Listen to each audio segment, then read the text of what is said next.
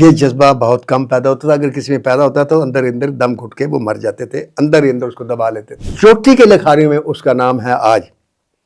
ادب کی تاریخ جو ہے اس کے بغیر نامکمل ہے. اس نے اس کے ساتھ منٹو کیوں لگایا, یہ ان کے جو بھانجے ہیں جو ہر وقت تقریباً اس کے ساتھ رہتے ہیں, احمد جلال, وہ بھی نہیں بتا سکے کہ تاج محل کے بارے میں لاہور میں کچھ خبریں چل رہی ہیں. اس نے کہا کہ جس شخص کا خدا پر یقین ہو اور اس یقین وہ پختہ ہو, وہ کلمہ پڑھ کے انگاروں پر آ جائے, انگارے کچھ نہیں کہیں گے. چھوڑو یار, پیو نا. میں جو کہہ رہا ہوں کہ یہاں ڈرنے کی اور جھجکنے کی ضرورت نہیں ہے. اتنا کسی کو تجب ہوتا ہے کہ ایک مسلمان اور وہ کہے کہ مجھے کلمہ نہیں آتا. ناصر ادیب, اگر تم بڑا رائٹر بننا چاہتے ہو نا تو شراب پیا کرو. ہم دین سے دور ہو کے اپنے آپ کو ماڈرن اور ایڈیٹ کلاس میں شمار کرنے لگے ہیں. بسم اللہ الرحمن الرحیم. میرے پیارے سامعین اور میرے معزز ناظرین, میں آپ کا ناصر ادیب, دا لیجنڈز آف ناصر ادیب شو میں.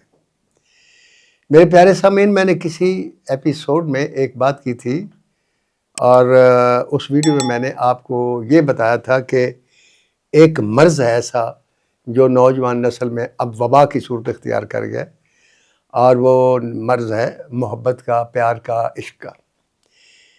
اس عشق اور محبت اور پیار کے نام پر بے شمار فراڈ ہوئے, بے شمار. میں سمجھتا ہوں, میرا ایک مکالمہ ہے کہ دنیا میں سب سے زیادہ جھوٹ اگر بولا گیا نا کسی پروفیشن میں تو وہ پیار اور محبت اور عشق کا پروفیشن ہے. سب جھوٹ بولتے ہیں. یعنی ایک دور تھا, یہ 1920 سے لے کر 1950 کے دور کا میں بات کر رہا ہوں, جب ایک عالمی جنگ ختم ہوئی تھی اور دوسری عالمی جنگ کی تیاری تھی, افراتفری کا عالم تھا, بے چینی تھی. اس دور کی جو نوجوان نسل تھی اس کے لیے یہ پیار محبت اتنا عام نہیں تھا جیسے آج ہے.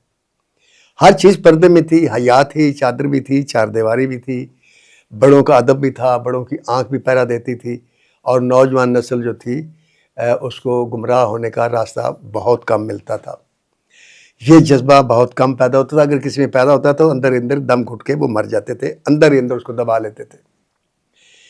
لیکن اس کی ایک نوجوان نے اس کی ایک الگ اس جذبے کے یوں کرنے کے اگلنے کے لیے یا اس آگ کو ٹھنڈا کرنے کے لیے اس نے ایک نیا راستہ اختیار کیا.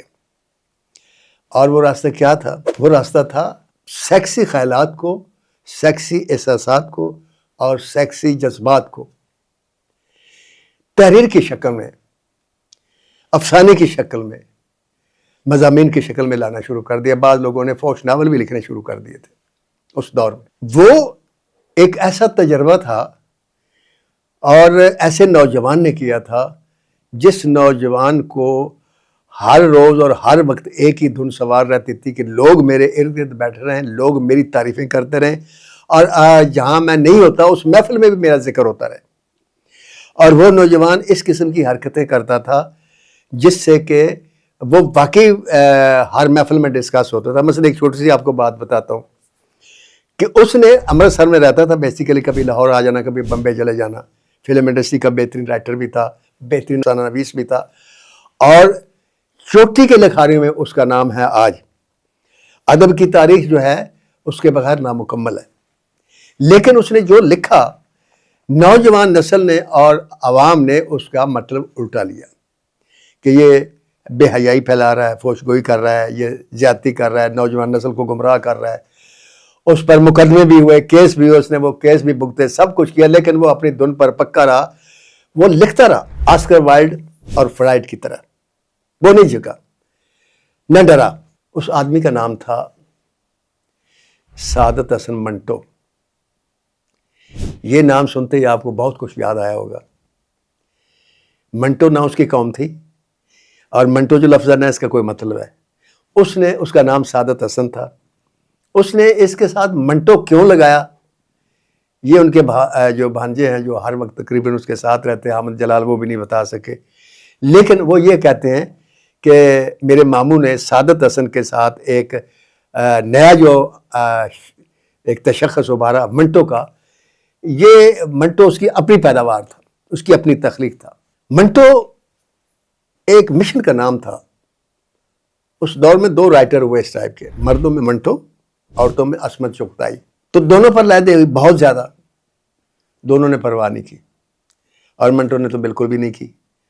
اب کیوں نہیں کی، اب ذرا اس کی بچپن میں آتے ہیں کہ بہترین نفیس آدمی عام لائف میں، بہترین اور صاف ستھرے کپڑے پہننے کا شوق، بہترین اور قیمتی جوتے پہننے کا شوق، یہ دو شوق اس کے کمال تھے اور یہ ساری زندگی رہے، اور ہر جگہ ڈسکس ہونے کا شوق۔ تو اسی شوق میں ایک دفعہ اس نے افواہ پھیلا دی امرتسر میں بیٹھ کر کہ انگریزوں نے جو تاج محل ہے یہ امریکہ کے ہاتھ میں بیچ دیا ہے، اور امریکہ کے ملک سے بھاری بھاری مشینریں آ رہی ہیں جو اس کو اکھاڑ کر ایز اٹ از اٹھا کر امریکہ لے جائیں گی۔ بس یہ اس کا کہنا تھا، اور اتنی سنجیدگی سے کہا اس نے کہ پورے امرتسر میں شور مچ گیا، امرتسر سے گاؤں میں، گاؤں سے آگے شہروں میں پھیلتا گیا۔ تو اس کے جو بھانجے حامد جلال ہے وہ جب گئے وہاں ملنے امرتسر سے اس کو، تو منٹو نے سب سے پہلا کوشچن یہ کیا، یہ بتاؤ کہ یہ تاج محل کے بارے میں لاہور میں کچھ خبریں چل رہی ہیں؟ اس نے کہا ہاں چل رہی ہیں۔ اب یہ کس نے خبر پھیلائی؟ یہ منٹو نے پھیلائی جی۔ یہ اس کا بچپن سے شوق تھا، کچھ کر گزرنا، انوکھا، سب سے الگ، ہٹ کے، منفرد۔ مثلا اس کے جوانی کا دور تھا، کالج کا زمانہ تھا، پڑھتا تھا، ایک مجمع لگا ہوا تھا، اور اس مجمع میں ایک شخص جو تھا اس نے آگ جلائی تھی انگاروں کی، ایک 10-15 فٹ لمبی انگاریں تھے اور ان پر آگ دہک رہی تھی، اور وہ کہہ رہا تھا کہ میں ان انگاروں پر چل سکتا ہوں۔ سارا مجمع حیران کہ یہ کیسے چل سکتا، اس کا نام تھا اللہ رکھا۔ اب سارا مجمع وہاں یہ دیکھ رہا ہے کہ وہ اب آگ پر کیسے چلے گا، اور اس کا یہ شخص کا دعویٰ تھا کہ میں خدا بخشا استاد بھی ہوں۔ وہ بھی کوئی مشہور آدمی تھا اسی قسم کا جو انگاروں پر چلتا ہوگا۔ تو وہاں گفتگو کرتے ہوئے اس اللہ رکھا نے ایک جملہ بولا، اس نے کہا کہ جس شخص کا خدا پر یقین ہو اور اس یقین وہ پختہ ہو، وہ کلمہ پڑھ کے انگاروں پر آ جائے، انگارے کچھ نہیں کہیں گے۔ سارے مجمع نے سنا، اس نے کہا ہے کوئی جو خدا پر پختہ یقین کر کے انگاروں پر چلے؟ سارا مجمع خاموش۔ تو ایک دم اس نے دیکھا کہ ایک لڑکا جھکا ہوا ہے اور وہ اپنے جوتے اتار کے ننگے پاؤں کے پانچے شلوار کو اونچے کر رہا ہے۔ جب سیدھا ہوا، یہ منٹو تھا۔ اس نے کہا میرا خدا پر یقین ہے۔ وہ اللہ رکھا کے ساتھ اس نے کلمہ پڑھا اور اس انگاروں پر چلتا ہوا جناب انگارے پار کر گیا۔ پورے جو مجمع تو وہ حیرانی سے دیکھتا رہ گیا، اور جبکہ منٹو جو تھا جب اس نے انگاروں سے پار کیا، اس نے اپنے پاؤں کے تلوے دیکھے کہ کتنے چھالے پڑے، کتنے جلے، لیکن تلوے بالکل صاف تھے۔ یہ واقعہ بظاہر ناقابل یقین نظر آتا ہے، آپ بھی شاید نہ مانیں، اور میں نے بھی اس لیے مان لیا کہ یہ لکھا ایسے آدمی نے ہے جس کی صداقت پر شک نہیں، کیونکہ لکھا منٹو کے بارے میں اور لکھنے والا سگا بھانجا ہے۔ تو میں نہیں سمجھتا کہ بھانجے نے اس کے بارے میں کوئی جھوٹ لکھا، کیونکہ اس نے جتنا بھی ان کے بارے میں لکھا باقی سب کچھ سچ لکھا۔ یعنی یہ منٹو رائٹر جب بنا پھر تو اس کو فلمیں بھی آفری اور یہ بمبے چلے گئے، اور بمبے میں جتنی انہوں نے زندگی گزاری ایک کامیاب رائٹر کے حیثیت سے، وہ انتہائی بھرپور زندگی تھی۔ ہر شام ان کے ارد گرد بے شمار لوگ آ جاتے تھے، ڈائریکٹر بھی، پروڈیوسر بھی، اور دوست ملنے والے، اور ان سب کی خدمت کرنا ان کا پیشہ تھا، ان کا شوق تھا، ان کا پیشن تھا۔ اور ایک ان کا اور پیشن تھا کہ جاتے تھے بازار میں اور جوتی اپنے لیے ایک نہیں خریدتے تھے، قیمتی سے قیمتی جوتی خریدتے تھے، مہنگی سے مہنگی جوتی خریدتے تھے، اور کئی درجنوں خرید لیتے تھے اور لے آتے تھے، اور پھر جو مہمان آتے تو جاتے ہوئے ہر مہمان کو انہوں نے وہ جوتی گفٹ کرتے تھے کہ یہ میری طرف سے لے جائے۔ ایک یہ شوق تھا، اور جو شوق سب سے عزیز تھا انہیں، جو آخری سانس تک ان کے ساتھ رہا، وہ شوق تھا شراب نوشی کا۔ میرے پیارے سامعین اور میرے معزز ناظرین، میں اکثر بڑے لوگوں کی زندگی پر جب ڈسکس کرنے لگتا ہوں تو مجھے بڑی تکلیف ہوتی ہے اس بات سے کہ وہ اکثر شراب پیتے ہوتے ہیں۔ کیوں پیتے ہیں یہ میری سمجھ سے باہر ہے۔ جس چیز کے بارے اللہ نے فرما دیا، یا وہ پھر کتاب نہیں پڑھتے اللہ کی، اور دنیا کی واحد کتاب ہے قرآن پاک، جس نے اپنے بارے میں خود کہا ہے کہ میں وہ کتاب ہوں جس میں کوئی شک نہیں، الف سے لے کر یہ تک سچ ہے۔ تو اس پر ایمان رکھ کے جو شخص اس کلام پاک کو پڑھتا ہے، اس میں تو انا والخمر والمیسر، شراب اور جوا، یہ دونوں شیطانی کام ہیں، نہیں کرنے چاہیے، لیکن لوگ کرتے۔ مجھے یاد ہے کہ جب میری دوسری فلم مجھے ملی وحشی جٹ کے بعد آخری میدان، تو میرے ڈائریکٹر نے، اللہ ان کو بڑی کی رحمت کرے، مجھے کہا کہ آج میں آپ سے پارٹی لوں گا۔ میں نے کہا جی بسم اللہ۔ شام ہوئی تو انہوں نے مجھے بلایا کہ پارٹی، میں نے کہا یہ حکم کرے کیا کھانا پینا ہے؟ تو انہوں نے کہا کہ 54 روپے دے دے، 54 روپے۔ میں نے 54 روپے دے دی، اس میں تو روپے کے بھی نوٹ ہوتے تھے۔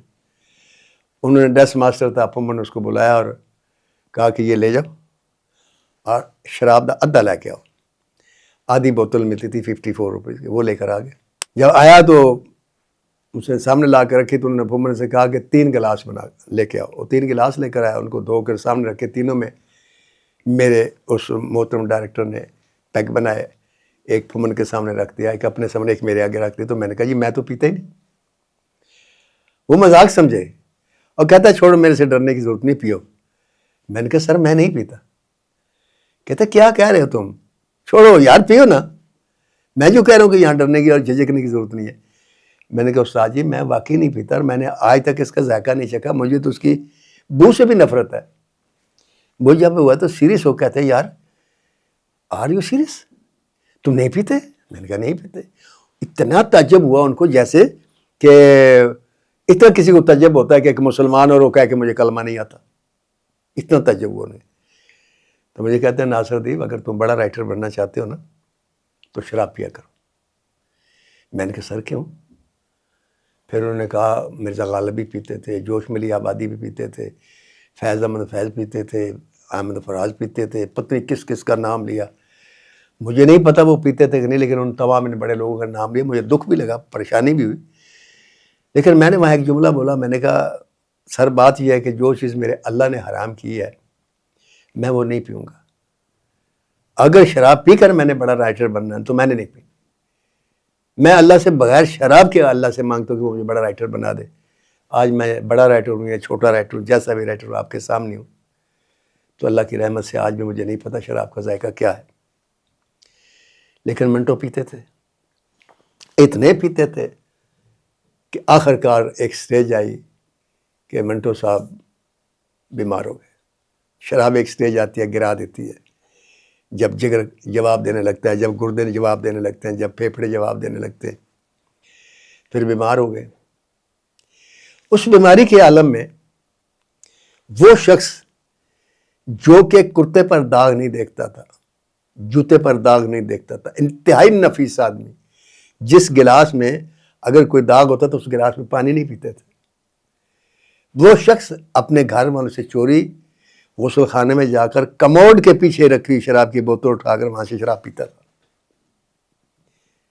اتنا گراتا ہے یہ نشہ انسان کو۔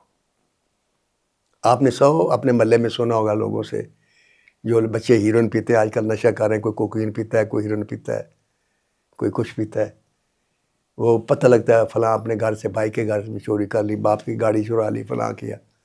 خود میرے ایک ڈائریکٹر تھا، ان کا بیٹا پیتا، اس نے اپنے بیٹے نے ان کی رات کو گاڑی بیچ دی صرف اس کوکین کے لیے۔ تو کہنے کا مقصد یہ ہے کہ پھر اس کوکین کے نشے کے لیے پھر جب گاڑی نہیں بکتی، کہیں سے نہیں ملتا، پھر انسان بھیک مانگنا شروع کر دیتا ہے۔ اتنا گر جاتا ہے انسان۔ اور گراتے کیا چیز ہے؟ ایک نشہ۔ نشہ کیوں لگتا ہے انسان کو؟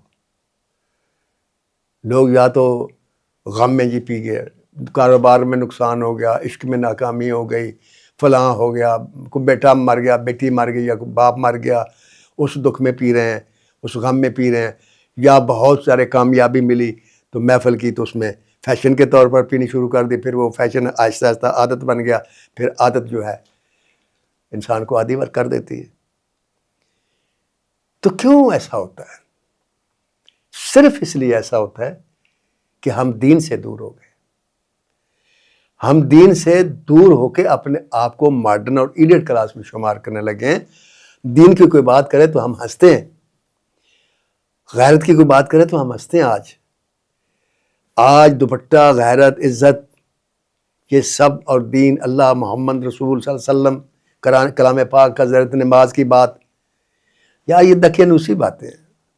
چھوڑو یار میرا دل کرے گا تو پڑھ لوں گا، میں نہیں، میرا نہیں دل کرا میں نہیں پڑھتا، آپ کو کیا لگے؟ اچھا بھائی، یہ دور آ گیا ہے، اور دین سے دوری نے انسان کو اس طرف ڈال دیا، کیونکہ دین سے جب دور ہوں گے آپ تو دوسرا راستہ شیطان کا راستہ ہے، رحمان کا راستہ وہی ہے کہ دین پر چلیں گے۔ اب یہ دو ہی راستے ہیں، جب دین سے دور ہو جائیں گے تو ادھر چلے جائیں گے، بات تو ایک ہی ہے نا، ایک کے پاس ایک کے ساتھ تو رہنا ہے، تو شیطان تو آپ کو ادھر ہی لے جائے گا، جوئے کی طرف بھی لے جائے گا، عورت بازی کی طرف بھی لے جائے گا، شراب کی طرف، نشے کی طرف بھی لے جائے گا، اور پھر آپ لوگ ایک دن گر پڑیں گے، اور پھر وہ منٹو جو جس کے ارد گرد لوگ ہوتے تھے وہ لوگ آنے بند ہو گئے، وہ اکیلا ہو گیا، اس اکیلے دوست کے پاس صرف اس کا بھانجا ہوتا تھا اور کوئی نہیں ہوتا تھا۔ تو اس ساری پرابلم میں آخر کار وہ مر گیا۔ اب بات یہ ہے کہ مرنا تو ہر انسان نے ہے، لیکن بات یہ ہے کہ لوگ کہتے ہیں یار جو نہیں پیتے وہ بھی تو مر جاتے ہیں، یار یہ تو کوئی بات نہ ہوئی۔ علامہ اقبال نے کہا تھا کہ الفاظ و معانی میں تفاوت نہیں، لیکن الفاظ و معانی میں تفاوت نہیں، لیکن ملا کی اذاں اور مجاہد کی اذاں اور۔ موت تو واقعی روح کے نکل جانے کا نام ہے، ایک موت ہے آپ بغیر تو کر مر جاتے ہیں، اور ایک موت ہے کہ آپ سینہ تان کر لڑتے ہیں، شہید ہو کر مر جاتے ہیں۔ شہید بھی مرتا ہے، یزید بھی مرتا ہے، لیکن یزید کی موت میں اور حسین کی موت میں زمین آسمان کا فرق ہے۔ اس فرق کو پہچانے، یہ ایلیٹ کلاس میں داخل ہونے کا جو شوق ہے آپ کو، یہ برانڈڈ جوتے پہننے کا، برانڈڈ کپڑے پہننے کا، بڑی گاڑیاں لینے کا، یہ جو شوق ہے آپ کا، یہ آپ کو دین سے بھی دور کرتا ہے اور قبر سے بھی دور کرتا ہے، وہ قبر جو 24 گھنٹے آپ کا پیچھا کرتی ہے۔ آپ آخرت کو یاد رکھیں، دنیا میں موت سے بڑا سچ کوئی نہیں ہے۔ موت وہ سچ ہے جس کو وہ بھی مانتے ہیں جو خدا کو نہیں مانتے۔ دنیا کے سارے لوگ خدا کو نہیں مانتے، لیکن دنیا کے سارے لوگ یہ مانتے ہیں کہ موت ہے۔ جب موت ہے یار، جب آپ کو پتہ آپ نے مر جانا ہے، تو اس بات کا بھی یقین کر لیں کہ موت کے بعد بھی زندگی ہے، جیسے کلام پاک میں موت کے بعد قیامت بھی ہے، موت کے بعد دوبارہ زندگی بھی ہے، موت کے بعد حساب بھی ہے۔ تو یار کچھ خدا کا خوف کریں، اپنے آپ کو سنبھالیں۔ جنگ بدر کے 313 لوگ جب جنگ سے واپس آئے تو کلام پاک کی ایک آیت نازل ہوئی کہ نبی پاک سے اللہ تعالیٰ نے فرمایا کہ ان کو بتا دو آج اللہ ان سے راضی ہوگا، یہ اللہ سے راضی ہوگا۔ سب کو جنت کی بشارت دے دی، اس کے باوجود کسی نے نماز قضا نہیں کی، کسی نے روزہ نہیں چھوڑا، کسی نے زکوٰۃ دینا نہیں چھوڑی، کسی نے حج کرنا نہیں چھوڑا، کسی نے ایسا نہیں کیا کہ اب جنت ہوگی، اللہ نے راضی ہے، اللہ کا وعدہ تو پھر یہ نہیں کہ جھوٹا ہو میں نہیں نماز پڑھتا۔ نہیں، نماز جنت کے لیے نہیں ہوتی، نماز دوزخ سے بچنے کے لیے نہیں ہوتی۔ ایک دفعہ رابعہ بصری نے کہا تھا کہ میرے بس میں ہو تو میں دوزخ کو پانی سے بجھا دوں اور جنت کو آگ سے جلا دوں، کیونکہ لوگ یا تو جنت کی لالچ میں عبادت کرتے ہیں یا دوزخ کے خوف سے کرتے ہیں۔ اللہ کی عبادت کرو، اللہ اس لیے کی عبادت کرو کہ اس قابل ہے، اس نے تمہیں انسان بنایا، وہ خالق کائنات ہے۔ آپ اس کائنات میں غور کریں تو آپ کو پتہ چلے اللہ کیا ہے، پھر اس اللہ تو عبادت کے قابل ہے۔ ضروری نہیں کہ آپ کسی آدمی کے اس لیے بھی تو ادب کرتے ہیں یار وہ بہت اچھا آدمی ہے، آپ بڑے ادب سے ملتے ہیں اس کی محفل، بڑے سلام کرتے ہیں، کیوں؟ یار وہ بہت اچھا آدمی، لوگ کہتے ہیں۔ تو اللہ کے بارے میں تو کتنے پیغمبر کہتے ہیں کہ اللہ ہے، تو یہ اللہ ہے تو اس اللہ کی بات بھی تو مانو۔ اللہ کو ماننا کوئی بات نہیں، اتنی بڑی بات نہیں اللہ کو ماننا، اللہ کی ماننا بات ہے۔ یہ کو اور کی کا فرق سمجھو، اللہ کو سب مانتے ہیں، اللہ کی کوئی نہیں مانتا، کوئی مانتا ہے۔ اور دیکھیں ڈرے اللہ سے اس بات سے کہ اللہ کہتا ہے میں جس کو چاہوں ہدایت دوں، جس کو چاہوں گمراہ کر دوں۔ اگر آپ نے اس آیت کا ترجمہ دیکھنا ہے تو آپ کسی دن محفل میں بیٹھے ہوں گے، کئی دفعہ ہوگا، اذان ہوتی ہے سارے چپ کر جاتے ہیں، اب آپ سب کے چہرے پڑھیے، سارے ادب سے چپ ہوں گے، اذان ختم ہوگی باتیں شروع ہو جائیں گی، وہاں سے کتنے لوگ اٹھیں گے؟ اگر 20 لوگ بیٹھے 3 یا 4، آپ سمجھ لیں کہ یہ وہ لوگ ہیں جن کو اللہ نے ہدایت دی ہے، جو بیٹھے ہیں یہ وہ لوگ ہیں جن کو اللہ نے گمراہی کے میں ڈال دیا ہے۔ توبہ اور استغفار کریں، آپ اپنی مرضی سے نیکی نہیں کر سکتے، اس کی توفیق اللہ دیتا ہے۔ آپ ڈریں اس لمحے سے جب اللہ آپ کو نیکی کی توفیق نہ دے. آپ ذہن میں رکھیں قیامت کے روز انسان چیخے گا چلائے گا کہ یا اللہ میں آپ سجدے کرنا چاہتا ہوں. تو فرمایا نہیں، سجدے کے کام آج سجدے کی بات ہی نہیں ہے، یہ دنیا کی بات تھی، عبادت وہاں تھی، یہاں تو جزا ہے. تو ڈریں اس وقت سے جب آپ سجدہ کرنے کے بھی قابل نہیں رہیں گے. جب سجدہ اللہ کہے گا مجھے سجدہ نہیں چاہیے، سجدہ آج چاہیے اسے. جب ہم بھولے ہوئے ہیں اس کو، سجدے کو نہ بھولیں. سجدے کی بڑی سزا ہے نہ کرنے کی، یاد رکھنا. اللہ حافظ.